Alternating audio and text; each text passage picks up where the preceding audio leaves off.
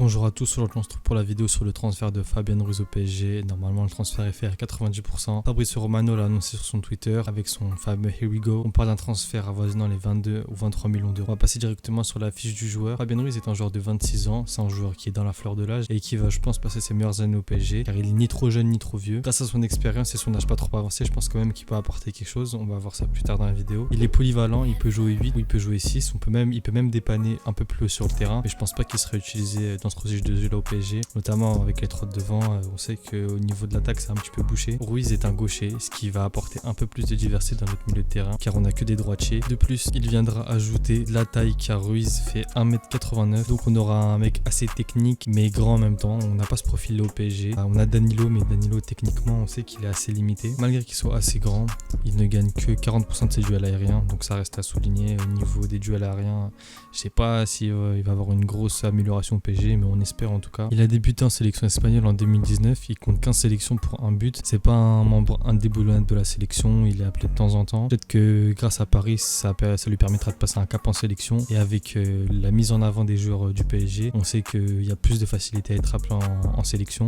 Peut-être même que grâce au PSG, il pourra jouer la Coupe du Monde, on sait pas, ça reste à voir en fonction de ses futures performances au club. Ruiz a évolué en Liga et en deuxième division espagnole du côté de Elche et du Betis Séville, donc il connaît pas la Ligue 1. On espère que son adaptation se fera assez rapidement. Pour ce qui est niveau européen, il a joué 14 matchs en Ligue des Champions et 18 matchs en Europa League, ce qui ne fait pas de lui un nouvel arrivant dans le monde, dans le niveau européen, en compétition européenne plutôt. Mais il n'a pas non plus une expérience incroyable. Il a à peu près comme ça une trentaine de matchs en compétition européenne. Ça reste bien, mais on voit qu'il a beaucoup joué entre LDC et Europa League. C'est pas un joueur confirmé de Ligue des Champions. C'est pas un milieu de terrain très prolifique. Après, est-ce qu'on en a vraiment besoin au PSG ? Je ne pense pas, mais son record il est de 7 buts, c'était la saison dernière, accompagné des 4 passes décisives. Les passes décisives, peut-être c'est un peu plus problématique, parce que des milieux qui font des passes D, ça va toujours à prendre. Après les buts, je ne vais pas vous mentir que c'est pas vraiment ce qu'on recherche pour un milieu de terrain au PSG. On va passer du côté de Paris. Pour moi, c'est un bon coup si le joueur y vient en tant que complément pour remplacer le départ de Paredes qui est quasiment acté à la Juve, car il vient avec un profil très différent. Il est très travailleur, comme on le voit à sa hitmap. Il a une grosse activité sur le terrain, à la différence de Paredes. De plus, il vient combler un manque de taille au milieu de terrain. Comme je l'ai dit plus tôt, c'est un joueur très grand, quand même 1m90 quasiment, et un mec technique. Et ça, on n'en a pas. Un mec grand et technique, il n'y a pas de ça au PSG. Il me fait rappeler, toute proportion gardée, peut-être un petit peu un profil à la Fabinho, si vous voyez ce que je veux dire. Même si sur le terrain, je vais en venir plus tard, je ne l'ai pas vraiment vu jouer du coup, je ne vais pas trop m'avancer sur ça. On parle de 22 à 23 millions d'euros d'indemnité pour un joueur qui est dans sa dernière année de contrat et qui est évalué à 55 millions d'euros par Transfermarkt.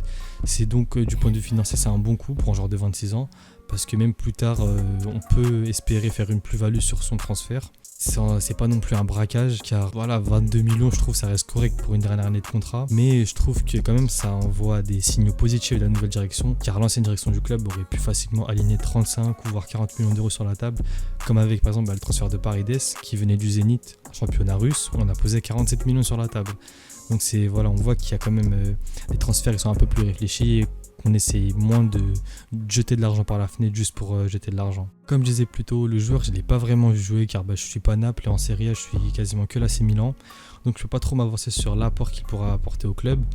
Mais je pense qu'en tant que joueur de complément, ça peut être utile notamment grâce au profil qu'on n'a pas du tout.